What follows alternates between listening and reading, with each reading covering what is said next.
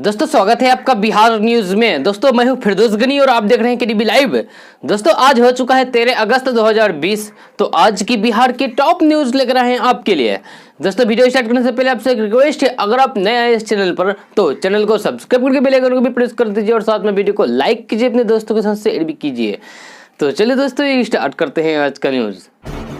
बिहार में बारिश ने बुधवार से रफ्तार पकड़ी है। लगभग पूरे राज्य में बारिश हुई। आज भी पटना सहित बिहार के अधिकतम हिस्सों में बारिश होगी। जी हां, उत्तर पश्चिमी बिहार के जिलों पश्चिमी चंपारण, पूर्वी चंपारण, सीवान, सारण, गोपालगंज में भारी बारिश की चेतावनी जारी की गई है। इसके अलावा वज्रपात की भी आशंका जताई गई है। मौसम विभाग के अनुसार मानसून की अपेक्षीय रेखा अभी बिहार के डेहरी के ऊपर से झारखंड के धनबाद होते हुए बंगाल की खाड़ी में जा रही है। इसके अलावा बंगाल की खाड़ी से नमी बिहार आ रही है, इसलिए आज बिहार में रुक रुक कर बारिश होगी। बिहार में जैसे जैसे कोरोना की टेस्ट बढ़ता जा रहा है वैसे वैसे आंकड़े में भी तेजी आती जा रही है। जी हां, बिहार में कोरोना के 3741 नए मामले सामने आने के बाद आंकड़ा 90,000 के पार पहुंच गया है।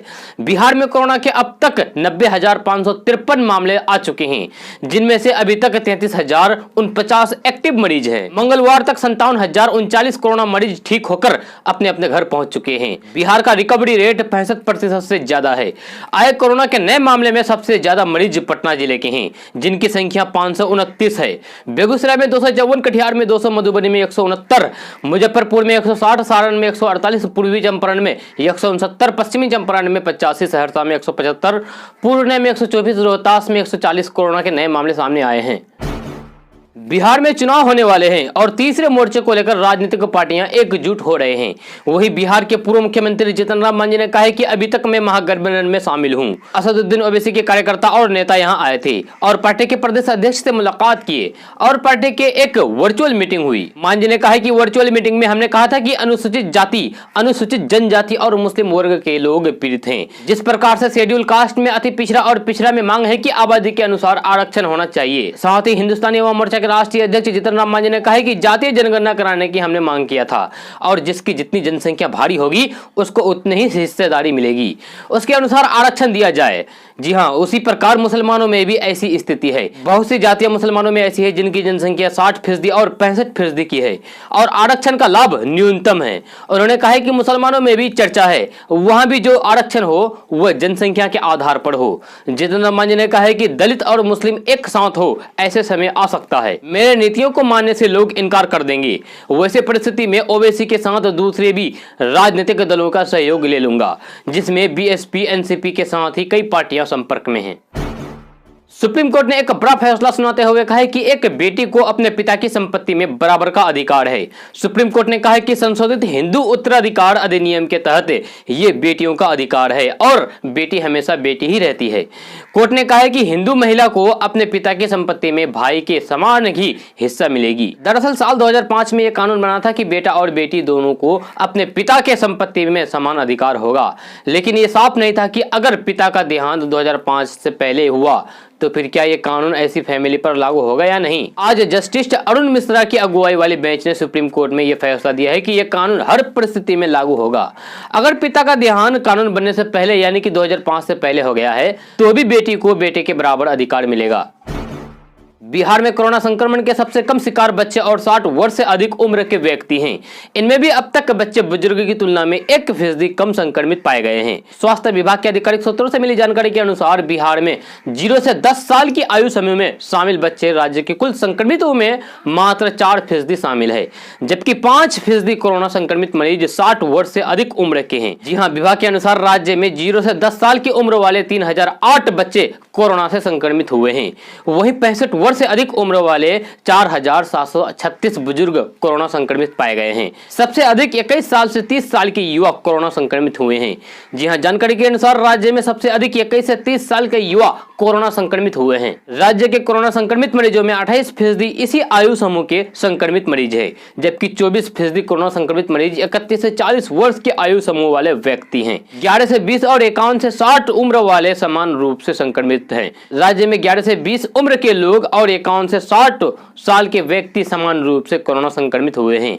दोनों आयु समूह के 11% संक्रमित मरीज की पहचान की गई है। दोस्तों जैसे कि आपको पता है कि रूस ने कोरोना वैक्सीन बना लिया है। जी हां, कोरोना की दवा तैयार कर लिया है। यह दुनिया की पहला ऐसा देश है जो कोरोना की दवा मार्केट में लॉन्च भी कर दिया है। अब रूस की कोरोना वैक्सीन जिसका नाम स्पुतनिक वी है, इस दवा को 20 से अधिक देशों ने मांग की है। रूसी डायरेक्टर इन्वेस्टमेंट फंड के प्रमुख का कहना है कि 20 देशों ने वैक्सीन की करोड़ों डोज की मांग की है। उसके अनुसार मांग करने वाले देश अमेरिका, मध्य पूर्व और कुछ एशिया देश शामिल है। कुछ के साथ डील भी हो गई है। उन्होंने ये भी बताया कि तीसरे चरण का ट्रायल यूएई और सऊदी अरब समेत अन्य देशों में होगा।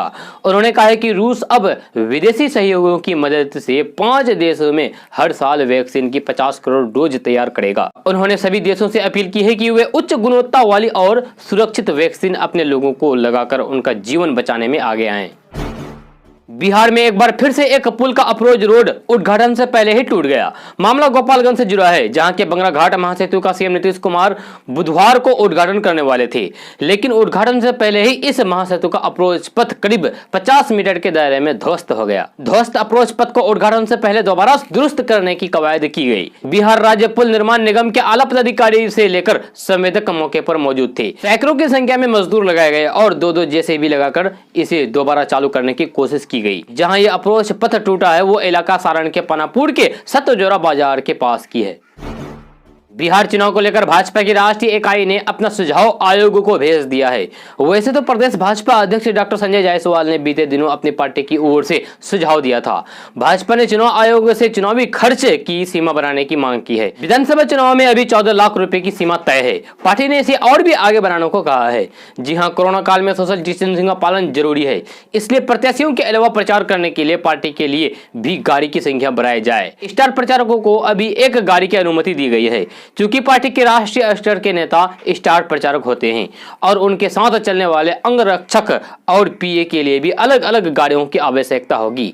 इसलिए कोरोना काल में स्टार प्रचारकों के लिए कम से कम 3 गाड़ी रखी जाए। लोजपा के राष्ट्रीय अध्यक्ष चिराग पासवान के लगातार सामने आ रहे बयानों पर जदयू के प्रधान महासचिव केसी त्यागी ने पलटवार किया है। केसी त्यागी ने कहा है कि लोजपा तो कभी हमारे साथ रही नहीं है, न 2005 में, न 2010 में और न ही 2015 के विधानसभा चुनाव में। जदयू का गठबंधन लोजपा से नहीं है, जदयू का गठबंधन भाजपा के साथ है। जदयू और भाजपा का 2 दशक का साथ है। वर्ष 2015 को छोड़कर हम 1999 के साथ हैं और दोनों पार्टियां एक दूसरे को अच्छे से समझते हैं और सम्मान भी करते हैं। जदयू के प्रधान सचिव केसी त्यागी ने कहा है कि प्रधानमंत्री नरेंद्र मोदी, गृह मंत्री अमित शाह और भाजपा अध्यक्ष जेपी नड्डा कई बार कह चुके हैं कि एनडीए नीतीश कुमार के नेतृत्व में बिहार में विधानसभा का चुनाव लड़ेगा। कोरोना महामारी के कारण वैश्विक अर्थव्यवस्था में आई मंदी की वजह से भारत की कमजोर पड़ी आर्थिक स्थिति में नई जान फूंकने के लिए प्रधानमंत्री नरेंद्र मोदी 15 अगस्त या फिर उससे पहले कुछ बड़ी और नई घोषणा कर सकते हैं। इन घोषणाओं में पॉलिसी में बदलाव से लेकर कुछ नए इंफ्रास्ट्रक्चर प्रोजेक्ट भी शामिल हो सकते हैं। इस मामले से जुड़े एक सूत्र ने बताया कि प्रधानमंत्री नरेंद्र मोदी अपनी नई घोषणाओं के जरिए कोरोना से प्रभावित और सुस्त पड़ी भारतीय अर्थव्यवस्था में एक बार फिर से तेजी लाने के लिए कोशिश करेंगे। सूत्रों के मुताबिक खुद प्रधानमंत्री नरेंद्र मोदी इन नए कदमों और योजनाओं की घोषणा अपने स्वतंत्रता दिवस के भाषण में कर सकते हैं। सूत्रों ने बताया कि पीएम मोदी टैक्स एडमिनिस्ट्रेशन को एक नई दिशा देने के लिए भी घोषणा कर सकते हैं। ये सभी घोषणाएं 13 से 15 अगस्त के बीच हो सकती है।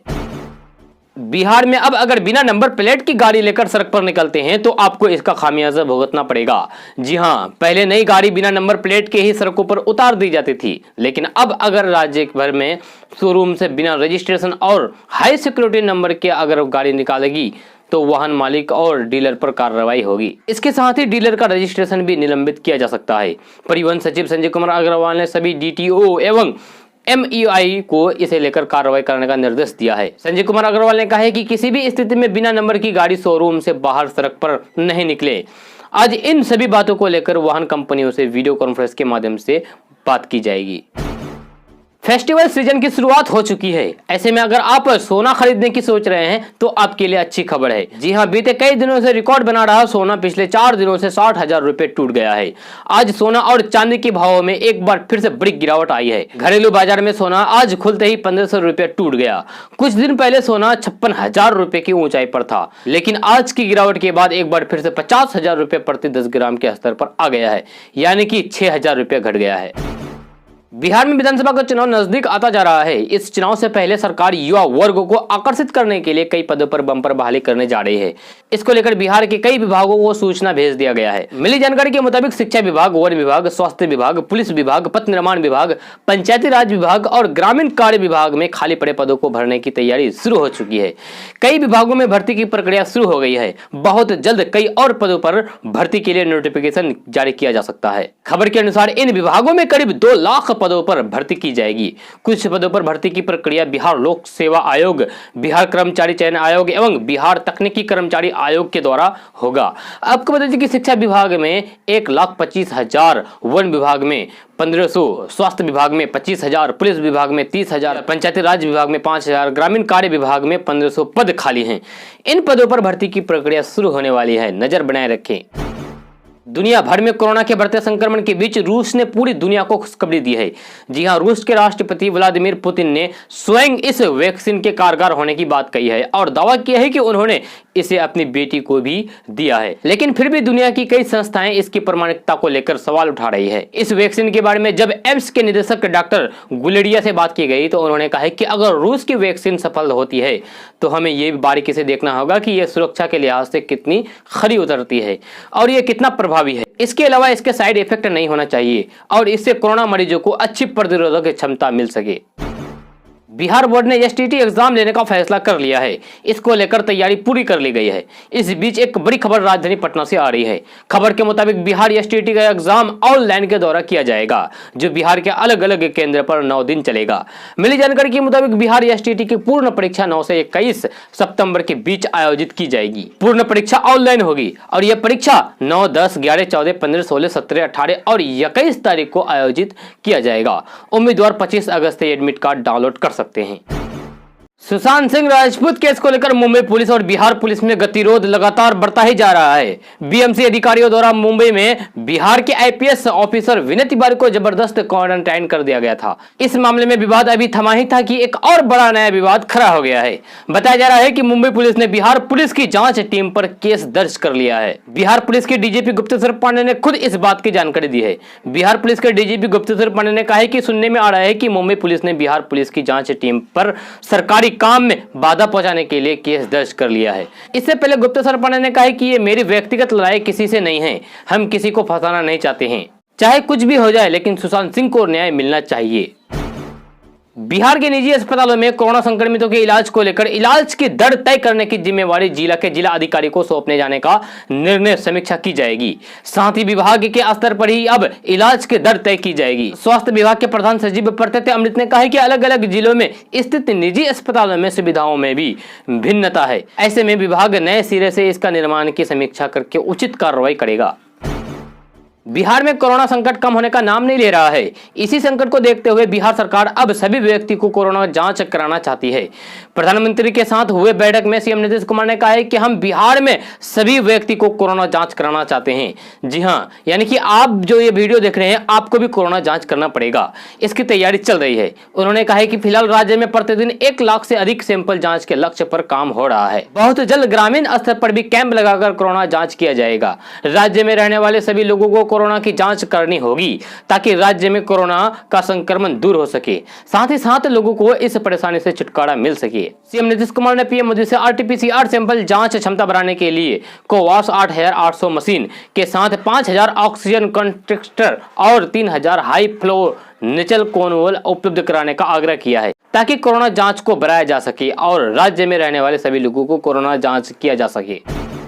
बिहार में विधानसभा चुनाव की सुगबुगाहट के बीच पक्ष विपक्ष एक दूसरे पर हमलावर हैं। इसी कड़ी में जदयू प्रवक्ता ने एक के बाद एक कई ट्वीट करके राजद पर निशाना साधा है। जदयू प्रवक्ता ने कहा है कि राजद को अपने शासन की नाकामी पर जवाब देना चाहिए। उन्होंने कहा है कि आज के कानून व्यवस्था का हवा बनाने से पहले राजद वो दौर याद कर लें जब गाड़ियों से निकाले हुए बंदूक सूबे की पहचान मानी जाती थी। इसके अलावा सूबे में अपराधियों का शीर्ष नेताओं और सरकार का संरक्षण प्राप्त होता था। राजद चुनाव के बौखलाहट में सब भूल गई है। राजीव रंजन ने कहा है कि बिहार की कानून व्यवस्था का सवाल खड़ा हो करने वाली राजद को 1990 से लेकर 2005 तक के अपने शासनकाल को याद करना चाहिए। बिहार कृषि विभाग में नौकरी करने की चाहत रखने वाले लोगों के लिए बम्पर भर्तियां हो रही है। मिली जानकारी के मुताबिक ये भर्तियां बिहार एग्रीकल्चर यूनिवर्सिटी के द्वारा किया जा रहा है। इच्छुक और योग्य उम्मीदवार ऑनलाइन के द्वारा आवेदन करें। नोटिफिकेशन के मुताबिक बिहार एग्रीकल्चर यूनिवर्सिटी ने यंग प्रोफेशनल, कंट्रोलर और जूनियर रिसर्च फेलो के पदों पर भर्ती के लिए आवेदन मांगे हैं। कृषि विभाग के इन पदों पर आवेदन करने के लिए उम्मीदवारों की योग्यता पदों के मुताबिक अलग अलग निर्धारित की गई है। जारी नोटिफिकेशन के मुताबिक कृषि विभाग के इन पदों पर उम्मीदवारों को अंकों के आधार पर जॉब मिलेगा। जी हां, इनसे कोई एग्जाम नहीं लिया जाएगा। बिहार एग्रीकल्चर यूनिवर्सिटी के इन पदों पर आवेदन करने के लिए अंतिम तिथि 14 अगस्त 2020 तक निर्धारित की गई है। इससे पहले आवेदन प्रक्रिया को पूरी कर लें। उम्मीदवार बिहार एग्रीकल्चर यूनिवर्सिटी की आधिकारिक वेबसाइट आपके मोबाइल स्क्रीन पर शो कर रहा है, वहां पर जाकर ऑनलाइन आवेदन कर सकते हैं। बिहार में बाढ़ की स्थिति गंभीर बनी हुई है। राज्य के 16 जिलों में 75 लाख से अधिक की आबादी बाढ़ से प्रभावित हो चुकी है। आपदा प्रबंधन विभाग के मुताबिक सीतामढ़ी, शिवहर, सुपौल, किशनगंज, दरभंगा, मुजफ्फरपुर, गोपालगंज, पूर्वी चंपारण, पश्चिमी चंपारण, खगड़िया, सारण, समस्तीपुर, सीवान, मधुबनी, मधेपुरा एवं सहरसा जिले की आबादी भी बाढ़ से प्रभावित हुआ है। इन जिलों के 126 प्रखंडों के 1260 पंचायतों में 75 लाख से अधिक की आबादी बाढ़ से प्रभावित हुई है। जी हां, बाढ़ के कारण विस्थापित लोगों को भोजन कराने के लिए 1204 सामुदायिक रसोई की व्यवस्था की गई है। दरभंगा जिला में सबसे अधिक 15 प्रखंडों की 220 पंचायतों में बाढ़ से प्रभावित हुई है। बिहार के बाढ़ प्रभावित इन जिलों में बचाव और राहत कार्य चलाए जाने के लिए एनडीआरएफ और एसडीआरएफ की कुल 33 टीमों की तैनाती की गई है। बागमती, अधवारा समूह, कमला बलान, गंडक, बूढ़ी गंडक, कोसी, गंगा नदियों के जलस्तर बढ़ने से बाढ़ आई है। बिहार में पढ़ाई करने वाले मैट्रिक और इंटर के छात्रों के लिए बिहार बोर्ड ने बड़ा फैसला लिया है। मिली जानकारी के मुताबिक बिहार बोर्ड ने कहा है कि मैट्रिक और इंटर का परीक्षा फॉर्म भरने के बाद छात्रों को सेटअप टेस्ट परीक्षा करना जरूरी है। वार्षिक परीक्षा 2021 में शामिल होने वाले छात्र छात्राओं को इस बात का ध्यान रखना होगा। अगर कोई छात्र सेटअप टेस्ट पास नहीं करते हैं तो उनका एडमिट कार्ड जारी नहीं किया जाएगा। बोर्ड ने कहा है कि स्कूल, कॉलेज सेटअप परीक्षा में पास और फेल छात्रों की सूची अलग अलग भेजेंगे। इसके बाद ही छात्रों का एडमिट कार्ड जारी होगा। आपको बता दें कि बिहार बोर्ड ने कहा है कि इंटर परीक्षा 2019 और 2020 में वैसे छात्र जो किसी एक विषय में फेल अथवा किसी एक विषय में उन्होंने पहले परीक्षा नहीं दिया है, वे भी इस बार परीक्षा दे सकते हैं। स्वतंत्रता दिवस समारोह में इस बार कोरोना योद्धा और प्लाज्मा डोनर आकर्षण का केंद्र होंगे। जी हां, गांधी मैदान में आयोजित होने वाले मुख्य कार्यक्रम में इनको विशेष तौर पर आमंत्रण पत्र भेजा जा रहा है। यहां कोरोना योद्धाओं को सम्मानित भी किया जाएगा। प्रमंडलीय आयुक्त संजय कुमार अग्रवाल ने गांधी मैदान में आयोजित होने वाले स्वतंत्रता दिवस समारोह की तैयारियों की समीक्षा की है। समीक्षा के दौरान सभी तरह की व्यवस्थाओं को व्यवस्थित रूप से करने एवं समारोह में कोरोना के प्रावधानों का पालन करने का निर्देश दिया है। आयोग ने बताया कि स्वतंत्रता दिवस समारोह में कोरोना योद्धाओं को आमंत्रित किया जा रहा है। कोरोना की लड़ाई में सहयोग कर रहे डॉक्टर्स, नर्स, एएनएस, पुलिस, निगम कर्मी, पदाधिकारी और अन्य लोग जिन्होंने कोरोना वॉरियर्स के रूप में कार्य किया है, उन्हें विशेष तौर पर आमंत्रित किया गया है। दोस्तों, आज का न्यूज़ बस यहाँ तक। कैसा लगा जरूर अपना सुझाव दीजिएगा नीचे कमेंट बॉक्स में कमेंट करके। अगर आप नए आए इस चैनल पर तो चैनल को सब्सक्राइब करके बेल आइकन को भी प्रेस कर दीजिए और साथ में वीडियो को लाइक कीजिए, अपने दोस्तों के साथ शेयर भी कीजिए। तो चलिए दोस्तों, फिर मिलते हैं अगले वीडियो में।